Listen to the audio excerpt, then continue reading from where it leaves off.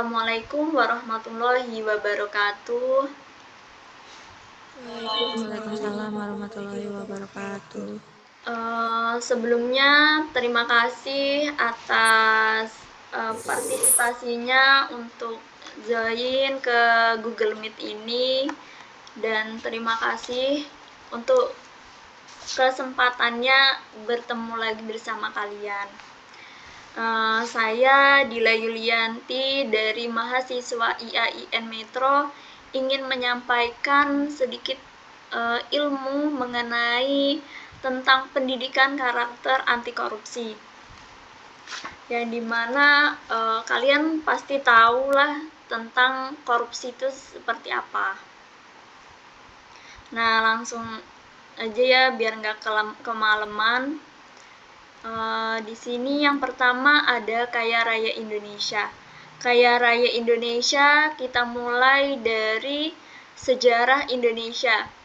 Sejarah Indonesia ini awalnya terbentuk Indonesia memiliki garis sejarah yang begitu panjang, dimulai dari berdirinya kerajaan yang ada di Nusantara seperti Kerajaan Majapahit, Sriwijaya, dan Samudra Pasai, hingga masa penjajahan Belanda, Jepang. Namun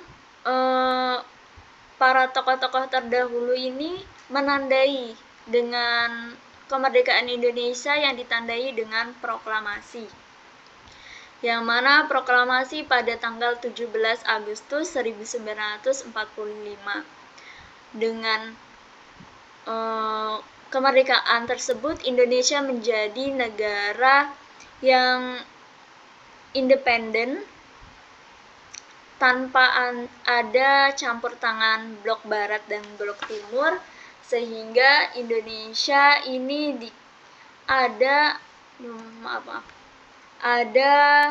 menunjukkan eksistensinya. Bapak Soekarno ini menunjukkan eksistensinya dan citra baiknya Indonesia, yaitu dengan menyelenggarakan proyek besar, yaitu seperti Monas, Stadion Gelora Bung Karno, dan hotel yang ada di Indonesia. Selanjutnya ada kekayaan sumber daya alam.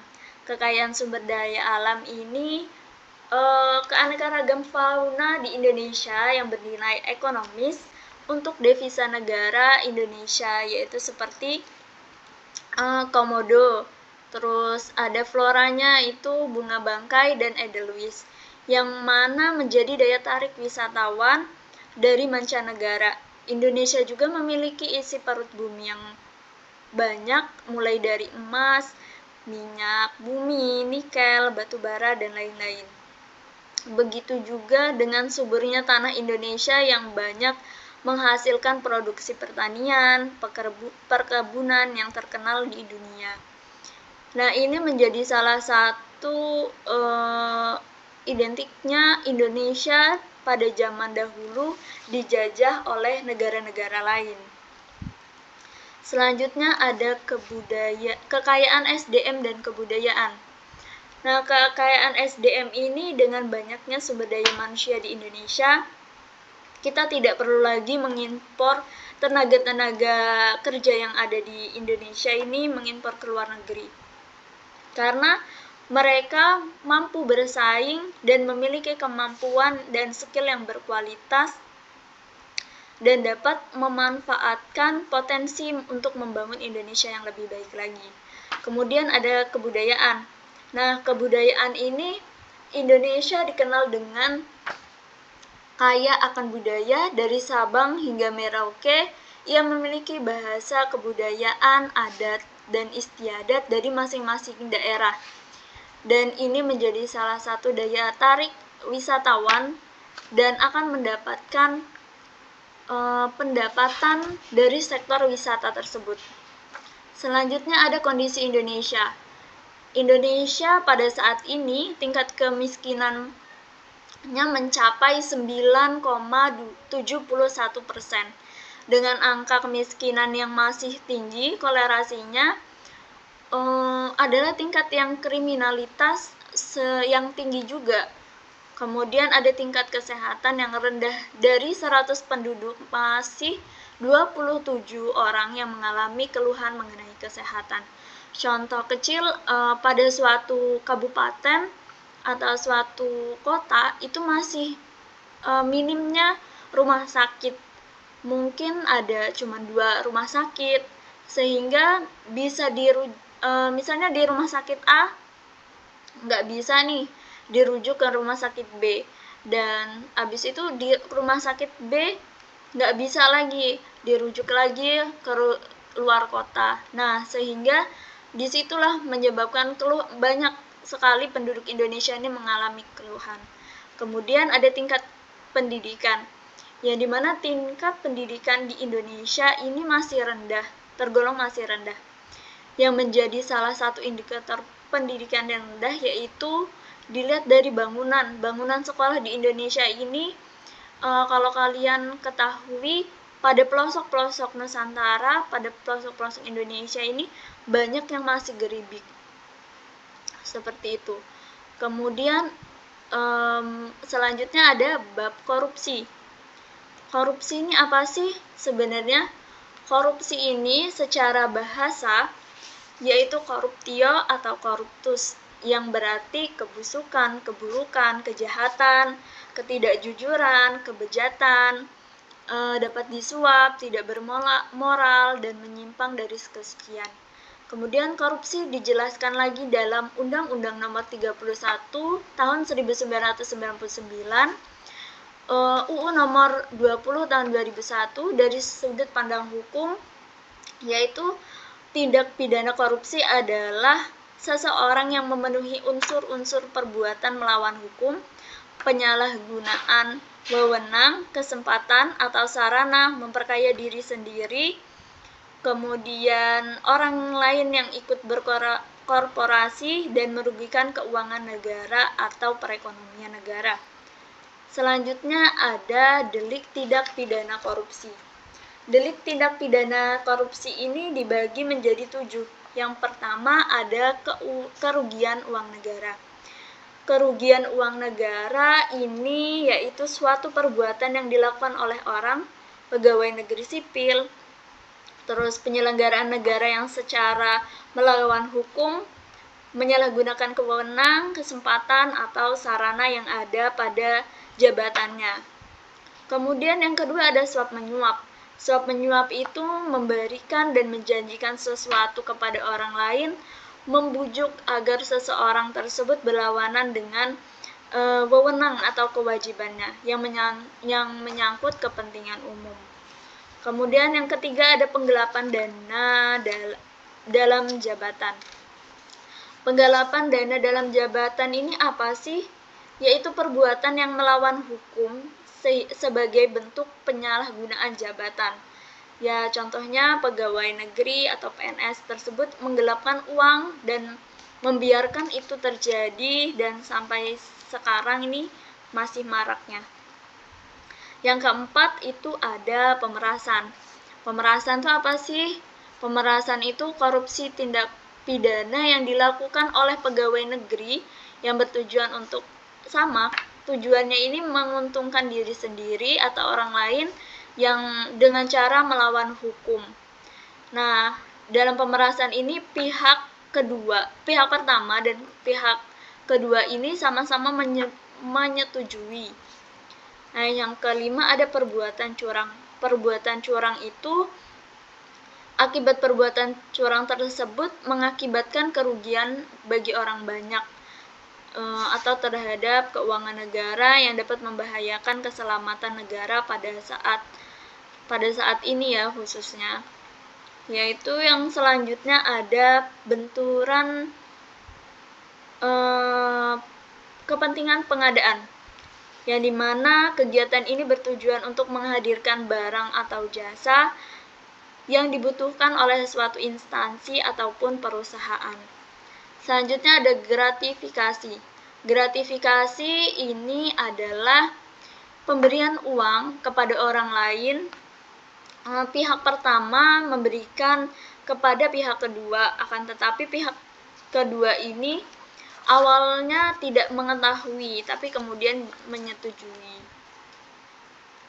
Selanjutnya ada biaya korupsi. Biaya korupsi ini apa sih? Biaya korupsi ada 4, yaitu yang pertama kita bahas biaya eksplisit dulu. Biaya eksplisit adalah merupakan biaya real akibat nilai uang yang dikorupsi, baik itu dinikmati sendiri ataupun bersama orang lain, seperti setiap kasus yang diproses hukum, perhitungan kerugian negara sebagai wujud biaya eksplisit yang akan dihitung oleh BPK. Kemudian ada biaya implisit. Apa sih biaya implisit itu? Biaya implisit itu merupakan biaya yang secara tidak langsung, seperti biaya opportunity cost atau biaya damage yang dampaknya melalui pasar maupun tidak melalui pasar. Nah, biaya implisit ini dibagi menjadi 2, yaitu privat dan biaya sosial. Selanjutnya ada biaya antisipasi. Biaya antisipasi ini besar anggaran yang dikeluarkan untuk kegiatan mencegah terjadinya tindak pidana korupsi. Rata-rata biaya antisipasi ini karena adanya dibebankan kepada setiap kasus korupsi, yaitu rata-rata realisasinya anggaran pencegahan dan jumlah kasus yang ditangani oleh aparat penegak hukum dalam kurun waktu yang sama. Selanjutnya ada biaya reaksi. Nah, biaya reaksi akibat reaksi ini seluruh sumber daya yang diperlukan aparat penegak hukum untuk memproses seseorang yang melakukan korupsi, mulai dari tahap penyidikan, atau sampai menjalani hukuman baik fisik maupun finansial. Selanjutnya ada faktor-faktor penyebab korupsi. Faktor-faktor penyebab korupsi ini yang pertama kita kenali dulu mengenai mengapa sih korupsi ini terjadi. Menurut Fajar tahun 2002 itu terjadinya korupsi karena penyalahgunaan kewenangan. Yang pertama, mercenary abuse of power, yang dimana penyalahguna wewenangan yang dilakukan oleh yang memiliki kewenangan tertentu bekerja sama dengan orang lain melalui suap ataupun sogokan. Kemudian ada discretionary abuse of power, yaitu penyalahgunaan wewenang yang dilakukan oleh pejabat yang memiliki kewenangan istimewa untuk mengeluarkan kebijakan-kebijakan tertentu. Selanjutnya ada ideological abuse of power, yang dimana dilakukan oleh pejabat untuk mengejar tujuan dan kepentingannya tertentu dari kelompok. Nah, selanjutnya nih faktor-faktor terjadinya dorongan korupsi. Yang dimana faktor penyebab korupsi meliputi 2 faktor. Yang pertama ada faktor internal. Faktor internal ini menyebabkan korupsi yang datang dari diri sendiri. Faktor tersebut ada karena memiliki sikap tamak, gaya hidup konsumtif, kelemahannya moral, dan aspek pemahaman masyarakat terhadap masyarakat. Selanjutnya ada faktor eksternal. Faktor eksternal ini merupakan faktor penyebab terjadinya korupsi karena sebab dari luar. Terdiri dari 5 aspek dari faktor internal tersebut yang menjadi penyebab korupsi. Yang pertama itu ada aspek sosial, yang dimana aspek sosial ini dukungan melakukan korupsi pada keluarga yang seharusnya mengingatkan atau memberi hukuman. Selanjutnya ada aspek sosial. Aspek sosial ini merupakan dukungan melakukan korupsi yang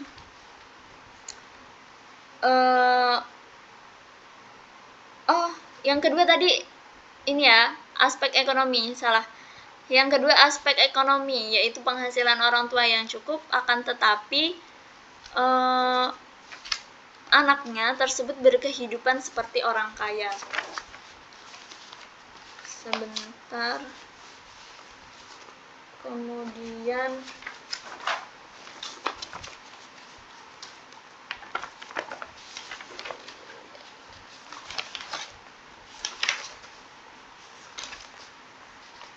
Nah, kemudian ada aspek politik.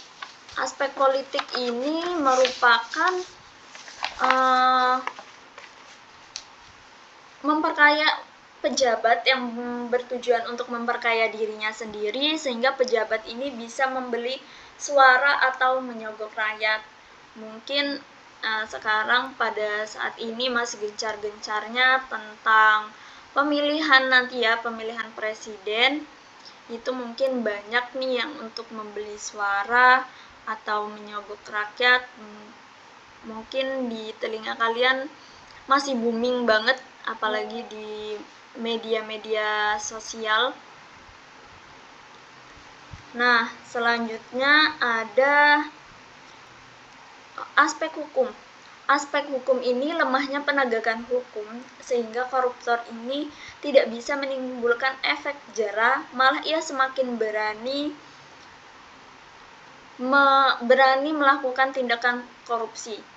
Selanjutnya ada aspek organisasi. Aspek organisasi ini pencalonan pejabat daerah yang menjadi sarana bagi partai politik untuk mencari dananya demi kelancaran roda organisasinya.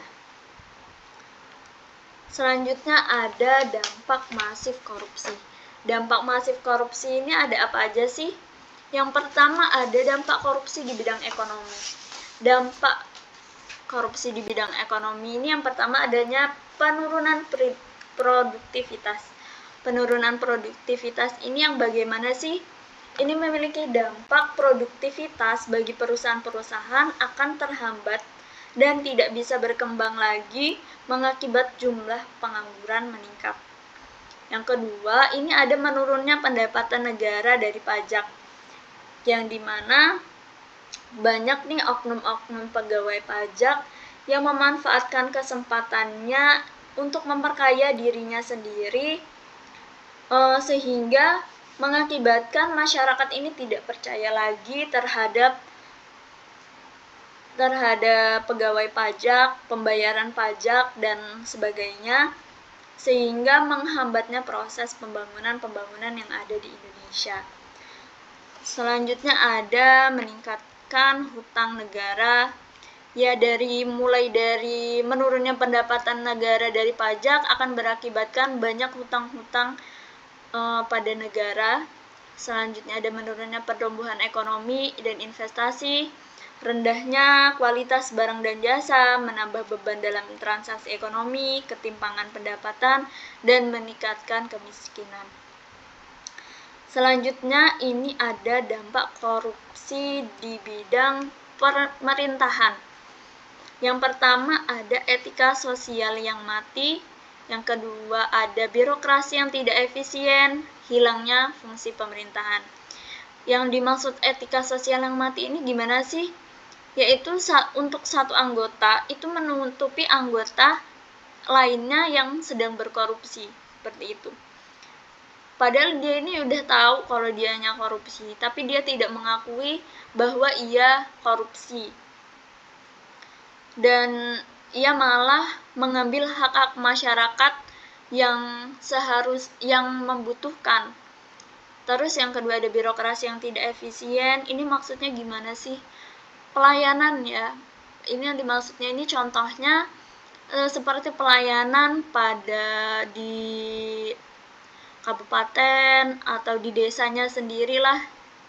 Itu contohnya misalnya kita dalam membuat KTP nih, yang seharusnya bisa sehari jadi, akan tetapi malah bisa lama, sebulan baru jadi. Nah, dari situ kita kan biasanya orang tuh nggak mau ribet dan nggak mau lama, jadi kita kasih uang. Nah, inilah yang dimaksud dengan birokrasi yang tidak efisien. Harusnya pembuatan KTP itu secara gratis, malah kita mengeluarkan uang. Selanjutnya ada dampak korupsi di bidang hukum. Apa sih dampak korupsi di bidang hukum ini? Ada peraturan undang-undang yang tidak efisien, hilangnya kepercayaan masyarakat terhadap negara.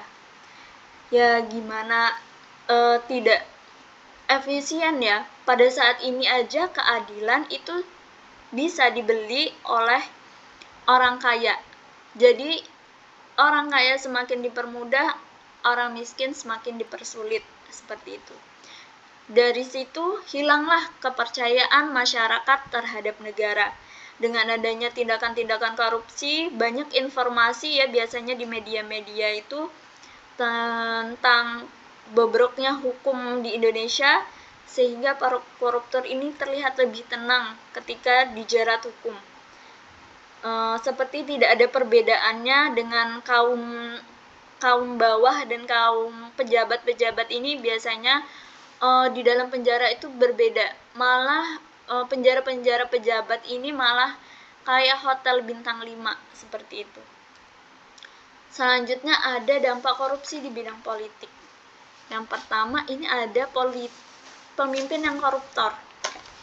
Pemimpin yang koruptor, banyaknya calon-calon pemimpin ini memberikan uang atau sembako agar memilih pada saat pemilihan. Dan hal itu masyarakat seolah-olah dituntut untuk memilih pemimpin tersebut, sehingga untuk memilih malah di situ jadinya kita memilih pemimpin yang koruptor. Yang kedua ada menguatnya plutokrasi, dan selanjutnya ada kedaulatan rakyat yang hancur. Selanjutnya ada dampak korupsi di bidang pertahanan dan keamanan. Nah, pada ini ada yang pertama ada kerawanan pertahanan dan keamanan. Yang kedua garis batas negara yang lemah. Yang ketiga ada kekerasan dari masyarakat. Garis batas yang lemah ini adalah anggaran untuk rakyat yang dikorupsi, sehingga masyarakat yang dibatas kemiskinan ini perekonomiannya hanya diberikan kepada daerah-daerah perkotaan. Nah, di daerah-daerah perbatasan pelosok-pelosok negeri ini malah tidak diurus, sehingga banyaknya masyarakat yang pindah dengan tidak ada kepedulian kepada pemerintahan dan juga menjadi rawannya penyeludupan atau penyalahgunaan wewenang. Selanjutnya ada dampak korupsi di bidang lingkungan. Kok ada sih dampak korupsi di bidang lingkungan? Ada dong. Yang pertama itu karena kualitas yang rendah, yang disebabkan oleh rusaknya lingkungan seperti penebangan hutan, tambang, dieksploitasi secara besar-besaran, ditebang habis oleh para oknum yang tidak bertanggung jawab, dan dijual kepada orang dan uangnya dimakan sendiri. Padahal itu masyarakat itu membutuhkan loh. Kalau misalnya nggak ada, kalau lingkungan udah rusak, bagaimana lagi kita para orang ini mencari tumbuh-tumbuhan yang segar, udara yang segar itu di mana lagi kalau misalnya hutan aja dieksploitasi secara besar-besaran. Selanjutnya ada kualitas hidup yang menurun, disebabkan rendahnya kualitas lingkungan mulai dari kerusakan hutan. Nah, dari kerusakan itu mengurangnya oksigen dan perairan tercemar, seperti yang ada di Jakarta ya, yang pasti kalian tahu, polusi di mana-mana, banyak bangunan-bangunan, sehingga terkikis, sering banjir, sering terkena bencana, seperti itu. Selanjutnya ada dampak terhadap ketahanan budaya dan religiusitas, yang dimana masyarakat ini terbiasa membenarkan kegiatan korupsi. Yang awalnya nih masyarakat korupsi ini nggak bener loh, yang beranggapan korupsi ini buruk. Tapi semakin karena banyaknya masyarakat yang melihat pejabat-pejabatnya ini melakukan korupsi, jadinya tergeseknya yang biasanya itu kita judge sebagai kebiasaan yang buruk, ini malah menjadi kebiasaan orang-orang lain, sehingga ini menggesek budaya dan religiusitas. Selanjutnya ada dampak terhadap demokrasi. Dampak terhadap demokrasi ini adalah terjadinya praktek suap pada pemilihan umum, menyebabkan petinggi pejabat yang akan membuat kebijakan ini tidak dipercaya lagi oleh publik, dan akan terjadi kondisi publik yang tidak akan memilih siapapun. Selanjutnya ada integritas. Nah, integritas ini apa sih? Integritas itu pemahaman yang mendasar bahwa korupsi ini dapat terjadi dapat terjadi akibat adanya faktor internal, eksternal. Keberadaan faktor ini tidak lepas dari nilai-nilai anti korupsi dan tertanam dari dalam diri individu sendiri. Dan keberadaan faktor eksternal ini agar dapat mencegah perilaku koruptif ini perlu dibangun. Maka perlu adanya sistem maupun lingkungan yang dibangun berdasarkan prinsip-prinsip anti korupsi agar kesempatan melakukan perilaku koruptif ini semakin kecil. Selanjutnya ada 9 nilai integritas. 9 nilai integritas ini harus tertanam pada diri adik-adik semua. Yang pertama ada jujur, yang kedua ada disiplin, yang ketiga ada tanggung jawab, ada adil, berani, peduli, kerja keras, mandiri, dan sederhana. Jujur, walaupun sebenarnya susah ya kita untuk pasti dalam satu hari ini punya kebohongan dalam diri sendiri, walaupun mungkin walaupun bukan sama orang lain tapi sama diri sendiri ini kadang kurang adanya kejujuran. Terus yang kedua disiplin, berangkat telat, terus itu bangunnya kesiangan. Nah itu makanya perlu dirubah agar disiplin, agar kita memiliki nilai integritas. Yang ketiga tanggung jawab pada diri sendiri, orang lain. Selanjutnya adil.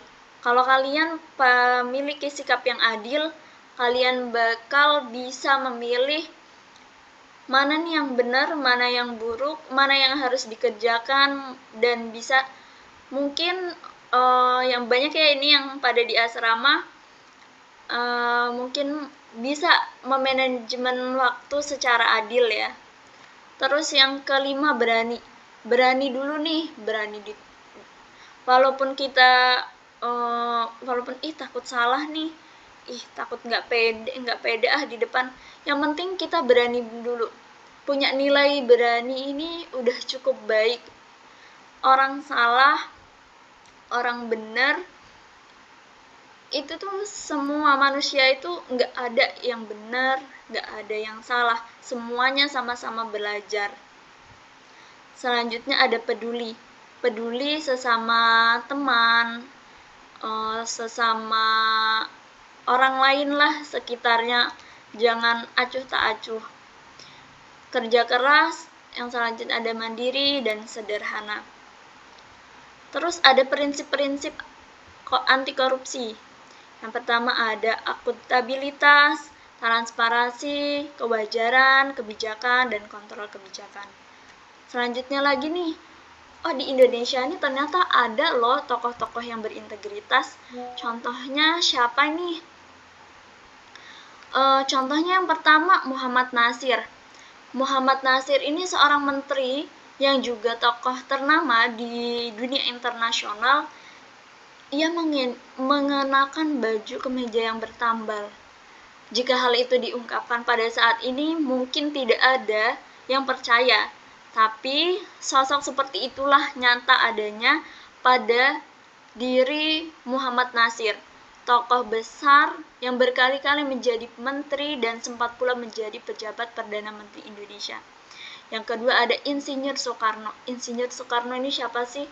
Presiden pertama Indonesia yang dikenal sebagai orang yang anti korupsi. Ketika akhirnya harus meninggalkan istana pada tahun 1967, mereka Insinyur Soekarno ini masih menunjukkan loh integritasnya. Salah satunya yaitu meninggalkan istana bersama anak-anaknya, karena ini nih bukan haknya dia gitu. Selanjutnya ada Agus Salim, yaitu tokoh bangsa yang banyak menjadi panutan. Agus Salim ini dikenal dengan jeniusnya yang menguasai 9 bahasa dan selalu menjadi juara kerasnya. Integritas Agus Salim ini terlihat dari sejak muda, dan salah satunya ketika ia menolak beasiswa dari Belanda. Nah, ini ada 15 menit lagi ya. Selesai. Dan kemudian telah di penghujung penutupan, apakah ada yang mau ditanyakan? Apa udah cukup? Siapa? Oh, Pajil. Pajil mau nanya apa nih tentang korupsi? Cara mengatasi korupsi apa ya? Kayak gimana? Cara mengatasi korupsi ini bagaimana sih? Cara mengatasi korupsi ini dimulai dari adanya nilai-nilai yang tadi, 9 nilai integritas. 9 nilai integritasnya apa aja sih? Ada nih, jujur dulu nih. Dari sekian banyak orang-orang yang berkorupsi, kalian pasti bisa kalian analisis, mereka tidak mempunyai nilai jujur, disiplin, tanggung jawab, adil, berani, peduli, terus kerja keras, mandiri, dan sederhana. Orang-orang yang berkorupsi ini dia tidak akan pernah puas tentang uang khususnya. Tidak pernah puas tentang duniawi, dan dia tidak mempunyai nilai-nilai integritas. Untuk cara mengatasinya ini adalah ada pada diri individu masing-masing ya, yaitu dengan menanamkan nilai jujur, disiplin, tanggung jawab, adil, berani, peduli, kerja keras, mandiri, dan sebagainya. Kalau misalnya kalian udah menanamkan ini, pasti dan dijamin orang-orang yang berkorupsi ini tidak ada lagi. Bagaimana Pak Jil? Apa udah cukup penjelasannya? Udah Kak, terima kasih. Ya, sama-sama. Ada lagi yang lain sebelum... Oh iya, Tuti, boleh? Izin bertanya Kak, Iya. kan sekarang ini banyak hukum yang bisa dibeli ya, contohnya korupsi, yang seharusnya dipenjara sekian tahun, tapi nyatanya hanya beberapa bulan. Nah, apa tanggapan Kakak tentang kasus ini? Terima kasih.